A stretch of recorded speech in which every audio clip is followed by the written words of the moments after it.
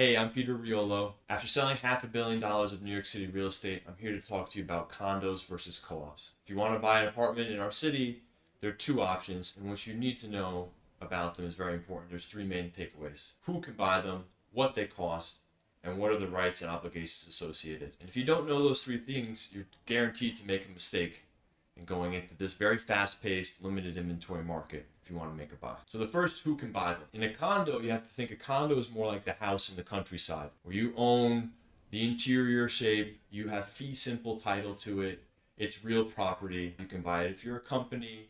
So there's a very broad pool of who can buy condominium apartments. Instead, co-ops are a bit more controlled. Co-ops are really for primary residents only, domestic people that show tax returns, because there's an application process.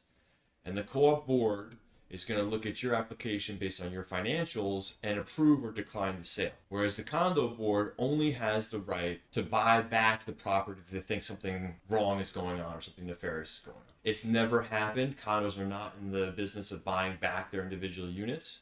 So it's pretty much a sure thing, as long as you abide by the rules in the application, that your condo purchase will be approved. Co-op is not a sure of thing where there's a full financial application, including some reference letters. It's kind of like applying for a mortgage, except to the co-op board. It's primarily reserved only for green card holders or citizens of the United States, because you have to show at least 2 years of domestic tax returns. Next, what they cost. Now, New York City is the great co-op market. 70% of the apartments that you can own in New York City are co-ops, which means 30% are condominiums. Well, there's supply and demand. Less people can buy co-ops because it's not open to internationals or investors or companies, and there's more of them for sale, generally, because there's 70% more inventory. So there's the answer. Co-ops are about 30% less expensive on a price per square foot value, or what you get for your dollar amount. So if you go into the co-op market, you have a particular budget that is significantly less than what your condo budget would be, and that doesn't necessarily equate to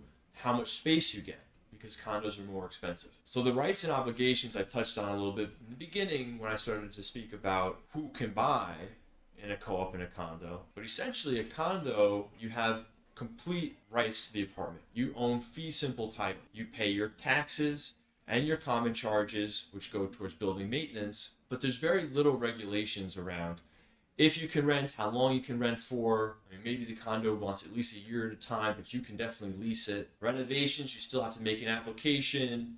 As long as you're not damaging the integrity of the building, you can renovate it. So the condo is a very complete form of ownership, and there's all the rights reserved in your ownership there. Whereas in a co-op, it's a bit more restrictive, right? There's this great purchase application that everybody gets really scared about, given the amount of deals that we handle a year. It's not very scary to us, but we make that process easier. It still requires a look at your income, your assets, and your liabilities in order to make sure that you're board approvable. So when working with a client, we do a financial analysis. That financial analysis is going to be a breakdown of cash, investment accounts, retirement accounts, liabilities, revolving debts, and your income. And we're going to establish what your debt to income ratio is based on the purchase that you want, and what your post-closing liquidity is based on how much you're putting down or how much cash you're outlaying for the purchase, and what you'll have left over in non-retirement assets. Each co-op has its own guidelines, and usually we can get a lens into how a co-op operates based on the managing agent,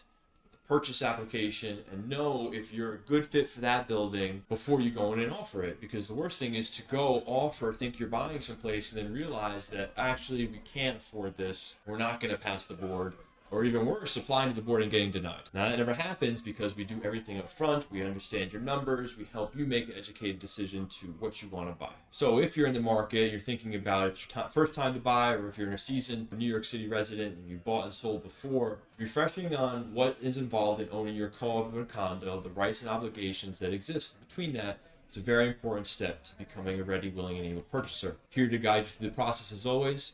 Much love, one heart.